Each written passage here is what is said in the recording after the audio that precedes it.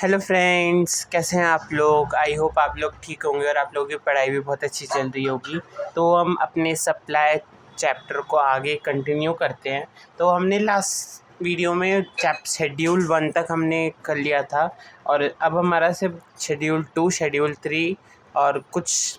वो कंपोजिट और mix supply बचा है और कुछ सर्कुलर्स वगैरह उनको हम देखेंगे इस वीडियो में। तो स्टार्ट करते हैं। सबसे पहले शेड्यूल 2 किस बात सब शेड्यूल 1 बात करता है सप्लाई क्या क्या होगा क्या नहीं होगा। शेड्यूल किस बात करता है activities treated as transaction activities या ट्रांजैक्शन विच भी treated as supply of goods और सर्विस। यानी कि शेड्यूल 1 में हमें पता चला किस किस तरीके से ट्रांजैक्शन हो सकता है और यहाँ हमें बताया जाएगा किस किस चीज़ को किस किस ट्रांसफ़र को या एक्टिविटीज़ को हम सप्लाई ऑफ गुड्स या सर्विस कहेंगे। तो सबसे पहले सेक्शन 7(1)(a) आता है। तो वो कहता है वेयर सर्टेन एक्टिविटीज़ और transaction continue with according to the provision of subsection 1 shall B treated as schedule 2। यानी कि कुछ भी ट्रांजेक्शन्स हैं, कुछ शेड्यूल्स में जितने भी चीज़ें बोल रखी है ना वो आएगा। ये मतलब ये इतना इम्पॉर्टेंट नहीं है, आप इसको नहीं भी लर्न करोगे, लर्न करने की ज़रूरत नहीं है। इसको सिंपल है ये, आप मतलब कि सिंपल बोल रहा है कि आपको जो भी बोला जाएगा वो ट्रांजैक्शन के अंदर आएगा, सप्लाई ऑफ गुड्स या सर्विस के अंदर आएगा। Transfer of goods will be any transfer of title in goods, यानी कि जो टाइटल्स गुड्स का ट्रांसफ़र करें या transfer title in goods on future date. यानी कि क्या होता है कि गुड्स का टाइटल यानी कि ऑनरशिप ट्रांसफ़र करने को ही ट्रांसफ़र ऑफ गुड्स कहते हैं। यानी कि अगर गुड्स की ऑनरशिप ट्रांसफ़र कर दी या फ्यूचर में हम करेंगे, अभी नहीं करिए लेकिन हमने कॉन्ट्रैक्ट कर लिया है कि फ्यूचर में करेंगे। जैसे हायर परचेज़ का एग्जांपल है। हायर परचेज़ में क्या होता है, हम गुड्स दे देते हैं लेकिन उसकी इंस्टॉलेशन ख़त्म होने के बाद ही उसका ऑनरशिप ट्रांसफ़र होता है, तो उस केस में वो आ जाता है। ठीक है, टाइटल ट्रांसफ़र करना हमारा ट्रांसफ़र ऑफ गुड्स के अंदर माना जाता है। Transfer of right in goods or undivided shares in goods without transfer of title in goods. Transfer of rights या गुड्स के राइट्स को या कोई अनडिवाइडेड शेयर्स यानी कि शेयर्स के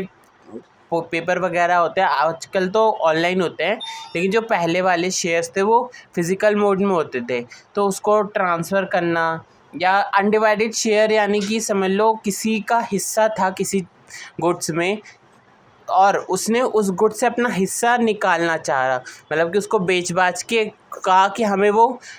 उसका मेरा पैसा दे दो। लेकिन अब कब उनके पास पैसा, मान लो कि ABC हैं, ABC ने एक बिल्डिंग ली है तीनों ने मिलकर, और अब B कह रहा है कि मेरे को इसका हिस्सा दे दो जितना मेरा बनता है, भले ही तुम इस बिल्डिंग को बेच दो। अब इस हिस्सा का क्या हो गया, अब बिल्डिंग तो बेच नहीं सकते, A और C उनका काम चल रहा है और उनके पास अभी इतने पैसे भी नहीं हैं। तो क्या होता है कि A और C डिसाइड करते हैं कि वो D को लेके आएंगे। यानी कि जब वो D को लाएंगे ना तो क्या करेंगे, जो D से पैसे लेंगे और पैसे लेके दे देंगे B को। तो जो B अपने अनडिवाइडेड शेयर यानी कि जो शेयर था बिल्डिंग पे वो डिवाइड नहीं हो सकता था ना, कि ये नहीं थोड़ना है कि बिल्डिंग को तोड़ तोड़ के आधा आधा ले लेंगे। तो उस केस में वो जो अनडिवाइडेड शेयर था बिल्डिंग पे उसको उसने D को ट्रांसफ़र कर दिया, तो वो भी सप्लाई ऑफ सर्विस माना जाएगा। या कोई राइट्स, गुड्स पे राइट्स वगैरह होते हैं उनको ट्रांसफ़र कर दिया तो वो भी सर्विस माना जाएगा। फिर लैंड और बिल्डिंग का आता है। लैंड और बिल्डिंग के केस में सप्लाई ऑफ सर्विस माने जाएंगे any lease, tenancy, easement, licence to occupy land. यानी कि कोई लीज पे दे दी बिल्डिंग, टेनेंसी टेनेंट के लिए रेंट पे दे दी, सीजमेंट कर दिया, या कोई लाइसेंस दे दिया लैंड ऑक्यूपाई करने का। तो सप्लाई मतलब कि क्या होते हैं कि ऑफिसर्स जो होते हैं वो जब लैंड हम खरीदते हैं तो उसका एक लाइसेंस मतलब पूरा प्रोसीजर वगैरह होता है, पेपर वगैरह में, तो उसको जब ट्रांसफ़र कर दिया लैंड ऑक्यूपाई करने के लिए तो वो लाइसेंस को भी सर्विस माना जाएगा। मतलब वो लाइसेंस जो दिया गया ना उसको, ये नहीं कि लैंड दिया गया, जो लाइसेंस दिया गया उसको सर्विस माना जाएगा। Supply of service any lease letting of building including commercial industrial complex for business purpose either wholly or partially. यानी कि कोई भी बिल्डिंग्स देना लीज पर या लेट आउट कर देना यानी कि रेंट पे कर देना for commercial industrial complex, business यानी कि किसी भी बिजनेस पर्पज़ के लिए, तो उस केस में वो भी सप्लाई ऑफ सर्विस माना जाएगा। मतलब आपने किसी को बिजनेस के लिए या लीज़ पे या रेंट पे बिल्डिंग दे दी अपनी, और उससे कुछ ना कुछ चार्जेस ले रहे, तो वो सर्विस माना जाता है। उसके बाद sale of land and building will not related supply schedule 3 of para 5, यानी कि पैरा 5 शेड्यूल 3 के हिसाब से जब हम वो पढ़ेंगे वहाँ पे डिस्कस करेंगे कि जो लैंड और बिल्डिंग की सेल होगी ना, उसे सप्लाई नहीं माना जाता। उनका लीज रेंट वगैरह जो होता है वो सप्लाई होता है, लेकिन जब उसका सेल करते हैं वो सप्लाई के अंदर नहीं आता। उसके बाद ट्रीटमेंट और process, any treatment with the process which is apply to another person, यानी किसी भी तरीके के treatment process which is applied to another persons goods, यानी किसी तरीके की हमने सर्विस दी, किसी रिपेयर सर्विस दी, कोई प्रोसेस के लिए सर्विस दी, मतलब कि किसी मशीन को चलाना था, अब उसके लिए कोई हमने इंजीनियर बुलाया कि वो देखे पहले इस मशीन को किस तरीके से चलेगी, समझाए, तो वो प्रोसेस किसी और के गुड्स पे करा तो वो भी आ जाएगा। कोई ट्रीटमेंट करा, कोई मशीन ठीक वगैरह करनी थी, फिट करनी थी, तो वो करा तो वो भी इसके अंदर आ जाएगा, वो सप्लाई सर्विस माना जाएगा। ट्रांसफ़र ऑफ बिजनेस, भले फिर उसमें चाहे उसको एसेट्स मिली हो ना मिली हो उससे मतलब नहीं है, लेकिन उसने किसी और के गुड्स पे भी किया तो वो भी सप्लाई सर्विस माना जाएगा। Transfer of business assets, supply of goods कब माना जाएगा? जब परमानेंट ट्रांसफ़र हो जाएगा बिजनेस एसेट्स का, मतलब कि हमेशा के लिए ट्रांसफ़र कर दिया, या डिस्पोज कर दिया, ख़त्म कर दिया, तो उस केस में हो जाएगा। या फिर सप्लाई ऑफ सर्विस का temporary transfer of business assets, यानी कि अगर आपने किसी भी बिजनेस एसेट्स का परमानेंट ट्रांसफ़र कर दिया, सेल कर दिया बंदे को किसी को, तो सप्लाई ऑफ गुड्स के अंदर आ जाएगा। लेकिन अगर सिर्फ रेंट पे दिया या लीज़ पे दिया है, बाद में वो गुड्स हमारे पास आ जाएगा वापस, तो उस केस में वो सप्लाई ऑफ सर्विस माना जाएगा। तो if goods are asset permanently transfer या डिस्पोज ऑफ कर दिया तो माना जाएगा goods. And goods with the business are not private use or use for the any purpose business, यानी बिजनेस वगैरह के लिए हमने अपना सर्विस दे दी, बिल्डिंग दे दी या एसेट्स दे दिया बिजनेस का, तो उस केस में वो भी माना जाएगा।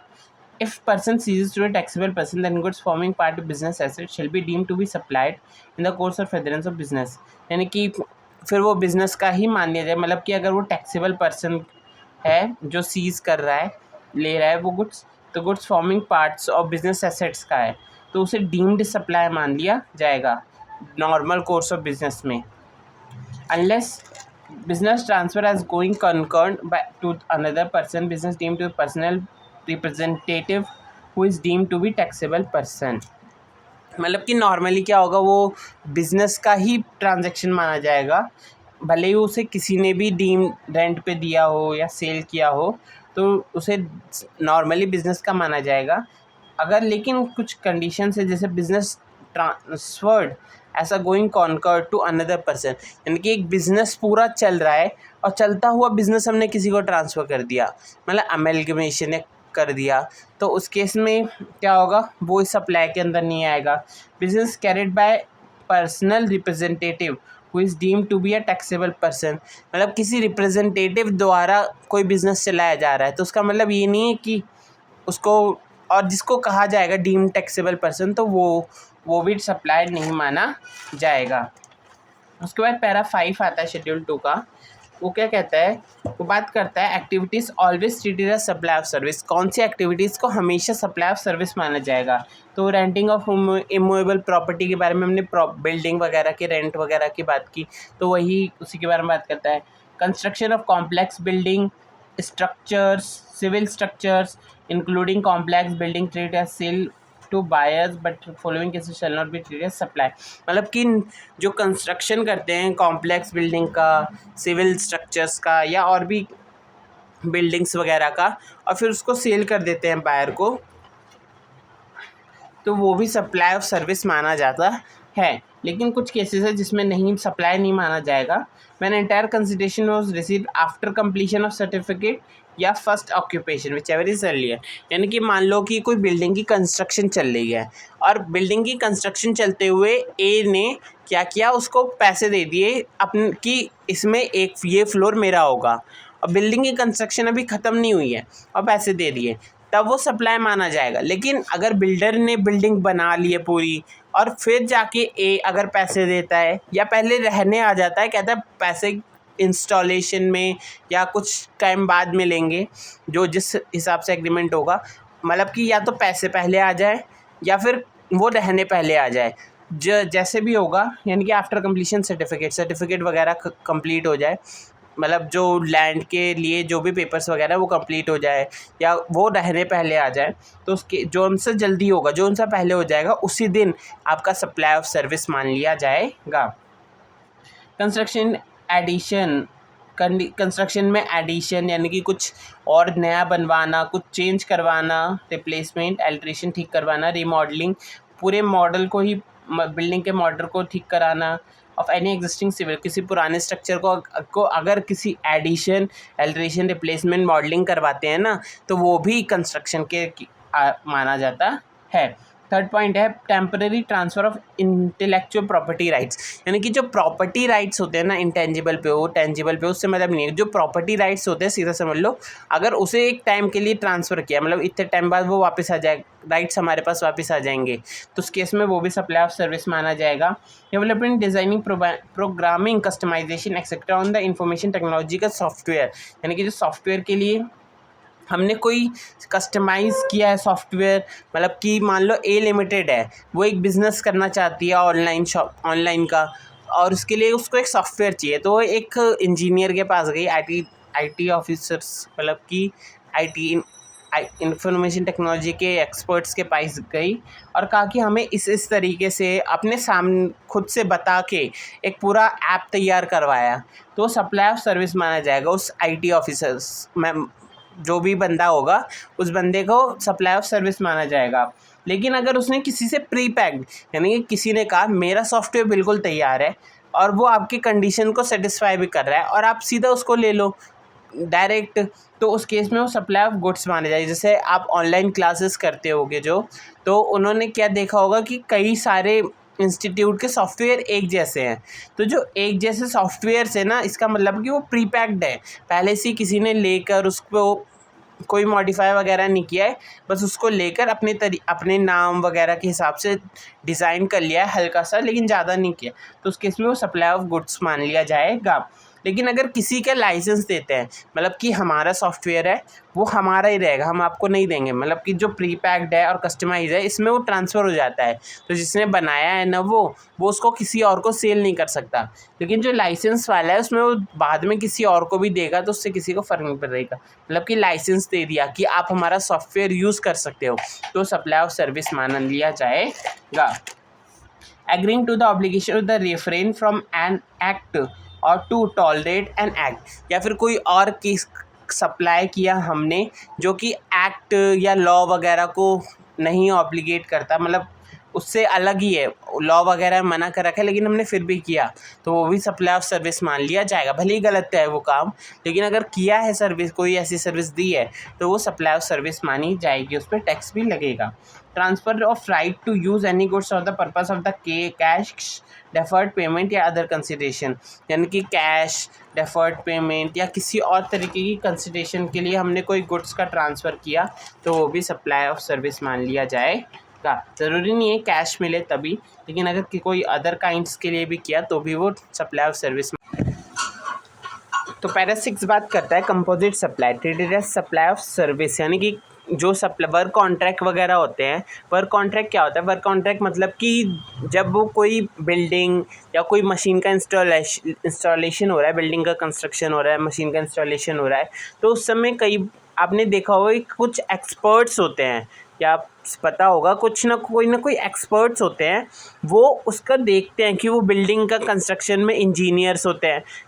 मशीनरी के लिए भी कुछ इंजीनियर्स होते हैं जो ध्यान रखते हैं कि जो काम हो रहा है वो सही से हो रहा है कि नहीं। तो जो बिल्डिंग की कंस्ट्रक्शन वगैरह के लिए, मशीन के इंस्टॉलेशन वगैरह के लिए जो इंजीनियर अपना काम देता है ना, तो वो भी वर्क मान लिया जाता है, मतलब कि उसमें वो क्या कहता है, वो मटेरियल उसका होता है और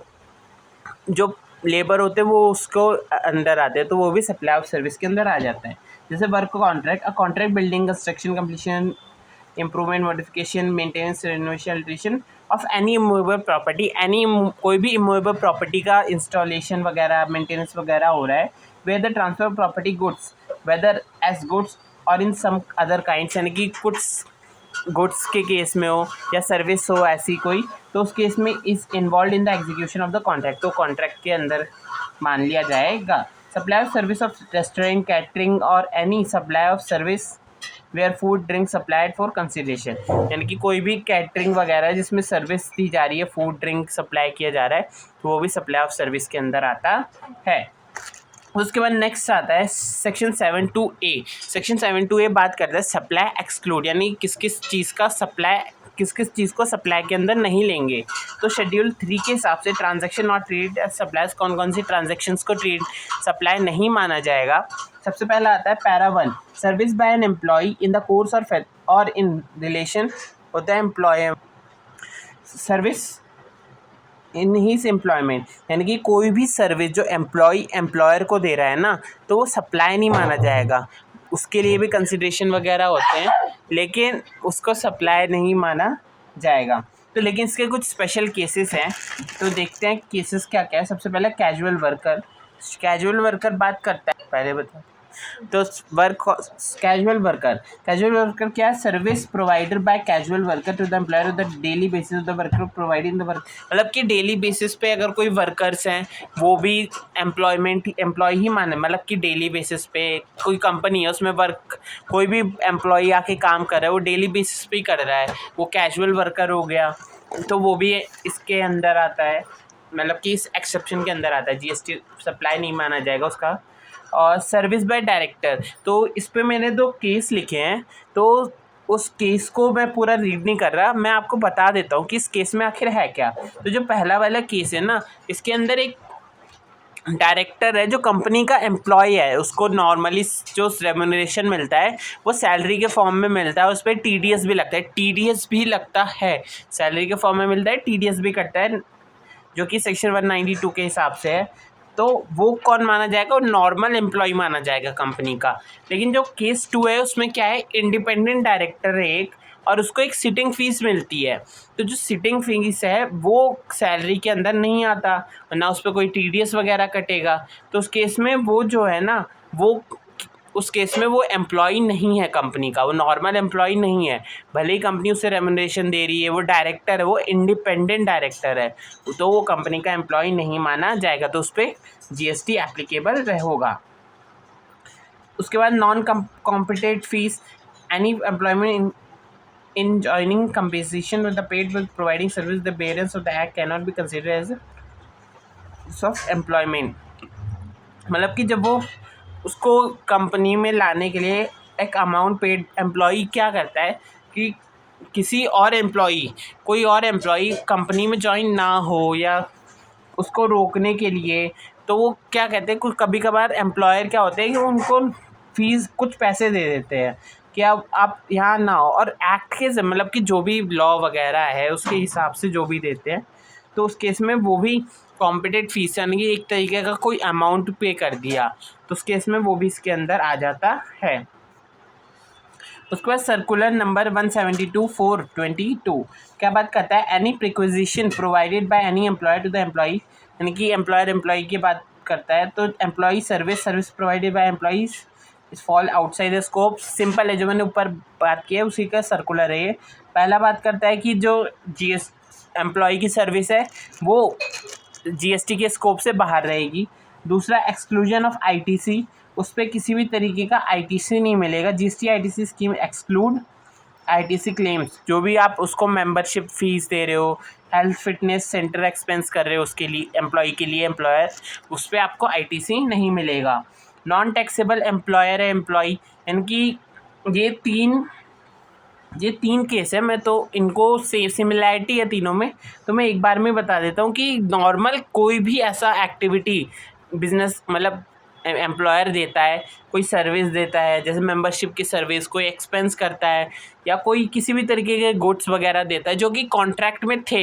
अगर कॉन्ट्रैक्ट में उसका बात हुआ था, जब एम्प्लॉयर एम्प्लॉई का कॉन्ट्रैक्ट बन रहा था तो वहाँ पे उसकी बात हुई थी सारे की, और वो वाले ही चीज़ें दे रहा है तो कोई बात नहीं, वो जीएसटी नहीं आएगा उस पर। लेकिन अगर उस पर कोई किसी भी तरीके की बात नहीं हुई, किसी तरीके का कॉन्ट्रैक्ट तैयार नहीं हुआ, तो उस केस में वहाँ पे जीएसटी एप्लीकेबल हो जाएगा। तो ये 3 आप रीड कर लिए ना, एक ज़्यादा है नहीं, आपको सिंपल याद रखना है कि अगर कॉन्ट्रैक्ट में जो सर्विस है उस पर जीएसटी आएगा और जो नहीं है उस पर जीएसटी नहीं आएगा। उसके बाद नेक्स्ट पैरा 2 आता है, service by any court tribunal establishment any law, मतलब कि किसी भी कोर्ट या ट्राइब्यूनल द्वारा कोई सर्विस दी जाती है तो वो सप्लाई नहीं माना जाएगा, क्योंकि वो तो हेल्प के लिए होती है ना, ऐसे थोड़ी ना कि वो पैसा कमाने के लिए कर रहे हैं, वो एक हेल्प के लिए होती है, तो उस केस में उसको भी नहीं एग्जम्पशन दे रखा है। Para 3, the function perform by member of parliament, members legislative, मतलब कि गवर्नमेंट अथॉरिटी। इस पूरे में आप सिंपल कह सकते हो, ये पूरा आप कह सकते हो गवर्नमेंट अथॉरिटीज़, वो गवर्नमेंट अथॉरिटीज़ के अंदर सब आ जाती हैं, वो चाहे लोकल अथॉरिटी हो, सेंट्रल हो, स्टेट हो, किसी के भी मेंबर्स हो, पार्लियामेंट के हो, स्टेट लेजिस्लेटिव के हो, वो सब इसके अंदर आ जाते हैं। The duties perform by any person who hold the, मतलब ऊपर जो भी उन मेंबर्स की बात की गई है आप इसको रीड कर लेना, नॉर्मल आप बस समझ ले, इसको रीड कर लेना, लेकिन समझ लेना गवर्नमेंट अथॉरिटी, जो भी गवर्नमेंट के ऑफिसर्स वगैरह हैं उनकी बात की गई, मतलब जो बड़े नेता वगैरह हैं उनकी। The duties who pursuance the constitution in that capacity, मतलब वो अपनी तरफ से कुछ भी काम कर रहे हो, कोई भी सर्विस दे रहे हो, उसे सप्लाई नहीं माना जाएगा। The duties perform by any person, chairman or member of director body legislative central government or state by the central government establish by, मतलब कि ऊपर हमने किसकी बात की, कोई भी मिनिस्टर्स हो गए जो मेंबर ऑफ पार्लियामेंट है, लेजिस्लेचर है, पंचायत है, म्यूनसिपैलिटी या लोकल अथॉरिटी के जो मेंबर्स हैं वो, या उन गवर्नमेंट द्वारा कोई अब तैयार की गई या इस्टेब्लिश की गई गवर्नमेंट कंपनीज़ हैं, उनके जो डायरेक्टर्स हैं उनकी, अगर वो लोग कोई भी काम करते हैं ना तो उनका जो सर्विस है वो जीएसटी के स्कोप से दूर रहता है, उसके उनके सर्विसेज पे जीएसटी एप्लीकेबल नहीं होता। Para 4, services of funeral burial crematorium or mortuaries, मतलब कि जो किसी के डेथ वगैरह के बाद जो भी क्रियाक्रम्स वगैरह होते हैं उस पर अगर कोई सर्विस दी जाती है जहाँ मॉर्चेज में, तो वहाँ पे जो भी किसी भी तरीके का सर्विस होती है उस पर भी टैक्स नहीं आता, चाहे वो सर्विस हो गुड्स हो, उस पर भी टैक्स नहीं होगा, वो सप्लाई नहीं माना जाएगा। Para 5, sale of land and subject to clause B of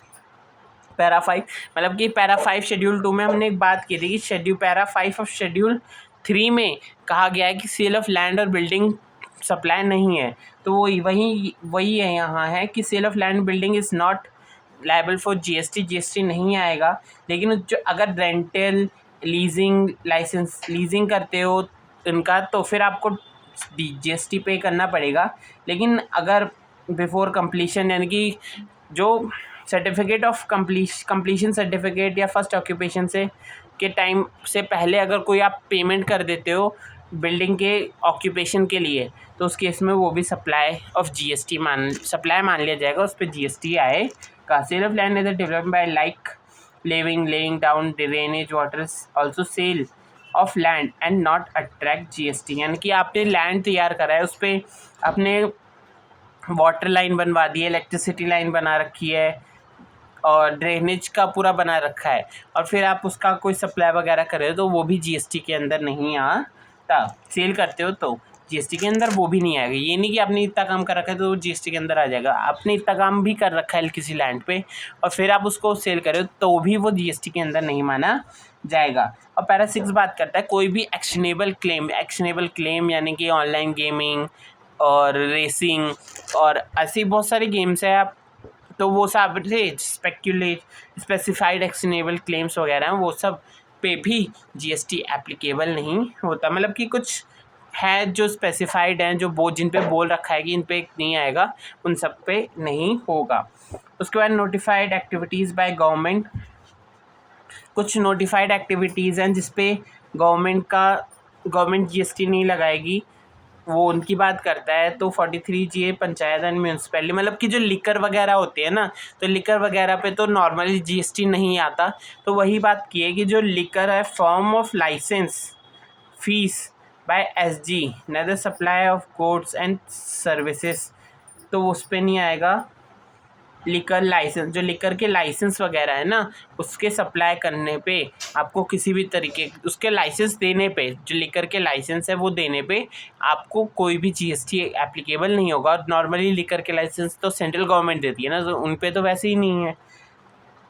उसके बाद notification CBI clarification license application the liquor, वही बात की है, लिकर लाइसेंस बाय एसजी दिया गया तो नॉट ट्रीटेड एज सप्लाई। लेकिन अगर किसी और के द्वारा दिया गया, क्योंकि क्या होता है लोग लिकर का लाइसेंस कई बार ले लेते हैं, लेकिन वो सोचते हैं अब हमें काम करना ही नहीं है ये, अब या तो वो जाएंगे अपना लाइसेंस कैंसिल करवाएंगे और किसी और को चाहिए होगा, वो जाके उससे लाइसेंस गवर्नमेंट से लेगा। तो इसके लिए गवर्नमेंट ने कह रखा है कि आप अपना लाइसेंस ही ट्रांसफ़र कर दो, बस हमारे कुछ ऑथराइज अथॉरिटी वगैरह के सिग्नेचर वगैरह परमिशन वगैरह लेनी पड़ेगी, उसके बाद आप अपना डायरेक्ट ट्रांसफ़र कर सकते हो। तो उस केस में जो भी पेमेंट और कंसिडरेशन आएगा उस पर जीएसटी एप्लीकेबल हो जाएगा। उसके बाद एक सर्कुलर 117 है कि interest rate supply of the carrying with the president between distinct person, मतलब कि जो डिस्टिंक्ट पर्सन के बीच में हमने बात की थी स्टार्टिंग में 25 वगैरह सेक्शन 25 में डिस्टिंक्ट पर्सन, तो अगर उनके बीच कोई किसी भी तरीके का ट्रांजैक्शन होता है ना, तो उस केस में वो भी जीएसटी के अंदर नहीं आता। तो conveying carrying goods and passenger not treated as supply, repair और मेंटेनेंस के लिए कोई ट्रांसफ़र किया तो वो भी सप्लाई ऑफ गुड्स सर्विस नहीं आएगा। Conveyance made for further supply, लेकिन अगर उसका दोबारा सप्लाई किया, नॉर्मल अगर एक अपने डिस्टिंक्ट पर्सन को भेजा तो वहाँ पे सप्लाई नहीं माना जाएगा, लेकिन अगर जो डिस्टिंक्ट पर्सन को भेजा और उसने किसी और को बेचा तो वहाँ पे सप्लाई मान लिया जाएगा। उसके वही है रिक्स टूल्स वगैरह, सेम क्लैरिफिकेशन है कि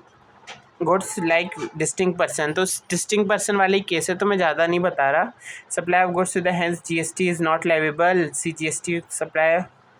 however applicable CGST IGST shall be levied on the further supply of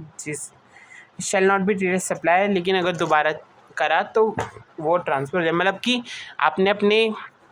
distinct person को गुड्स भेजा तो उस पर एक जीएसटी तो रहेगा, लेकिन उसका आपको सेट ऑफ मिल जाए, कैरी फॉरवर्ड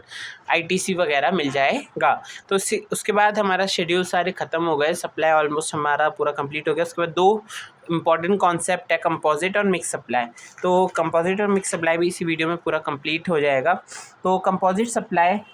मतलब कि कंपोजिट और मिक्स सप्लाई सेक्शन 8 के अंदर आता है। क्या बात करता है, the taxable composite and supplies with determine the following manners, यानी कुछ मैनर्स दे रखे हैं, उसके हिसाब से कंपोजिट या मिक्स सप्लाई माना जाएगा। A composite supply comprising two or more supply the one of each principal supply shall be rated supply, यानी कि दो या दो से ज़्यादा, मान लो जैसे फ़ोन चार्जर,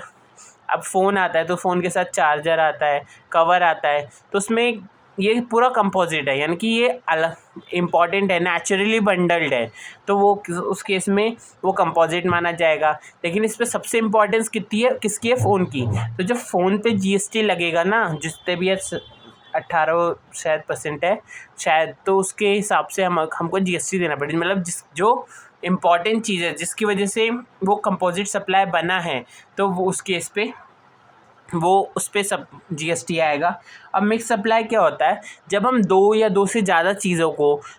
बहुत मिलाकर एक पैकेज बना देते हैं। तो जैसे कि दिवाली वगैरह पे देखा होगा कि लोग क्या करते हैं, अलग अलग तरीके के वैरायटीज़ को मिला देते हैं, फ्रूट्स को मिला देते हैं और एक पूरा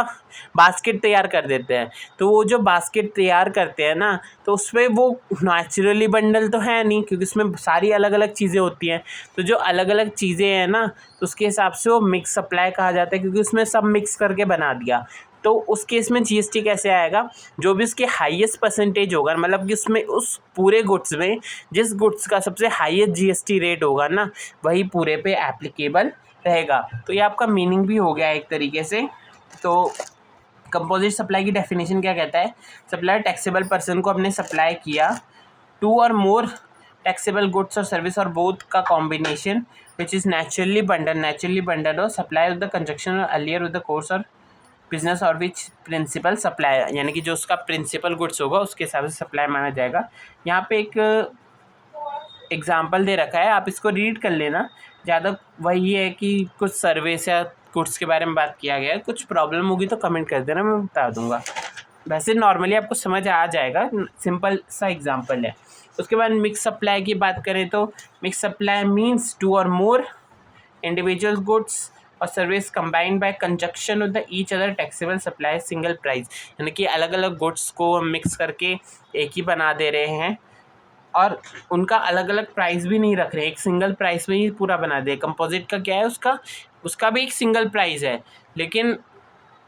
वहाँ पे ज़रूरी है, लेकिन यहाँ पे हम अलग अलग गुड्स का ही एक सिंगल प्राइस तैयार कर दे रहे हैं, तो उस केस में यहाँ पे मिक्स सप्लाई कहा जाएगा। And constitute the composite supply, जो वो कंपोजिट नहीं होगा, वो मिक्सड होगा। कंपोजिट में नेचुरली बंड होता है, यानी कि जो चीज़ें होंगी ना वो एक दूसरे की से रिलेट होंगी, लेकिन यहाँ पर एक दूसरे की रिलेशन की ज़रूरत नहीं है, वो अपने अपने सिंगल अकेले रह के भी बिक सकते हैं। तो उस केस में ये मिक्स सप्लाई मान लिया जाएगा, तो जिसका हाईएस्ट रेट होगा उसके हिसाब से जीएसटी एप्लीकेबल रहेगा। तो उसके बाद यहाँ पे भी एक एग्जांपल वगैरह है, वही फेस्टिवल के टाइम वगैरह का एग्जांपल है, केक, फ्रूट, ड्राई फ्रूट्स वगैरह मिक्स करके डाल दिया, तो इसको भी आप रीड कर लेना तो आपको समझ आ जाएगा। एग्जाम्पल सिर्फ समझने के लिए कि एक्चुअल में मिक्स सप्लाई कहेंगे किसको, नॉर्मली आपको ज़रूरत नहीं है कि एग्जाम्पल नहीं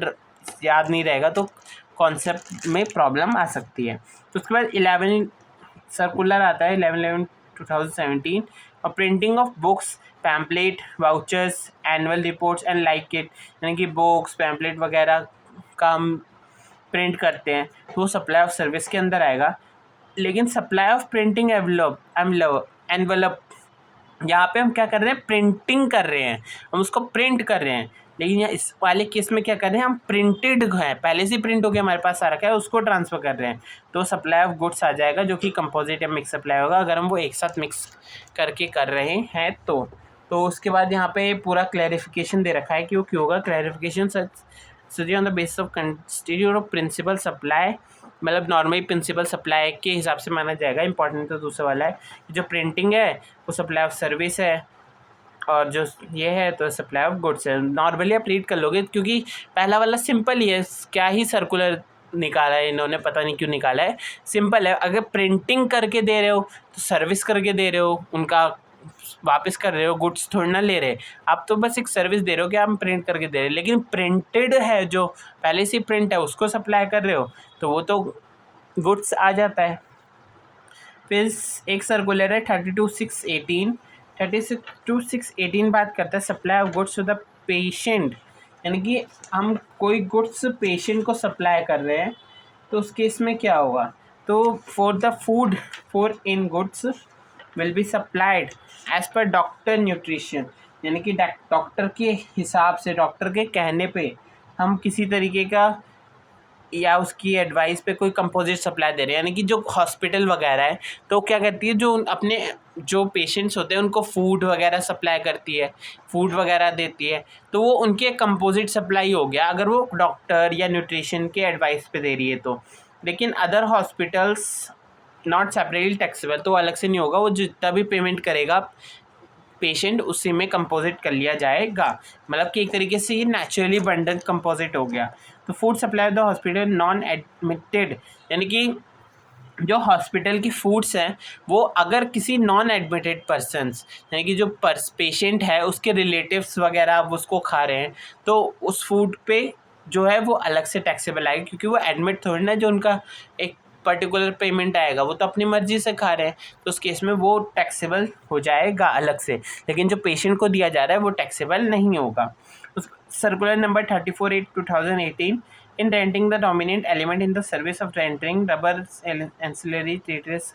मतलब कि जो रबर वगैरह के सप्लाई होते हैं उसके बारे में बात किया गया है। इसमें कुछ ज़्यादा इंपॉर्टेंट नहीं है, बस आप एक बार रीड कर लेना, रीड करके छोड़ देना। तो इसी के साथ हमारा कॉन्सेप्ट ऑफ सप्लाई पूरा हो गया है, कंप्लीट हमने कर दिया composite of supply. I hope मेरे हिसाब से तो सारा हो गया है, अगर कुछ बचा हो तो उसको आप बता देना, मैं उसको वैसे ही कवर बता दूंगा आपको। अगर कुछ नहीं आता अप्रॉक्सीमेटली जितने भी इंपॉर्टेंट पॉइंट्स थे, इंपॉर्टेंट डिस्कशंस थे, मैंने वीडियो में कर दिया। अगर कोई पॉइंट नहीं भी लिखा होगा वो मैंने बता दिया है, ताकि आप लोगों को थोड़ा याद रह जाए पढ़ते पढ़ते, क्योंकि हर चीज़ लिखी हो ज़रूरी नहीं होती, क्योंकि नॉर्मली ICAI भी हर चीज़ को लिखती नहीं है, वो डायरेक्ट क्वेश्चन में पूछती है। तो इसी के साथ हमारा सब कॉन्सेप्ट ऑफ सप्लाई पूरा हो गया है। नेक्स्ट वीडियो में बहुत जल्दी आ जाएगी। आई होप आप लोगों को पूरा चैप्टर समझ आया होगा। तो अगर आपको समझ आया, पसंद आया वीडियो को लाइक करें, चैनल को सब्सक्राइब करें और कमेंट करके बताएं आपको वीडियो कैसी लगी। कोई डाउट हो तो कमेंट करके आप पूछ सकते हैं। Thank you.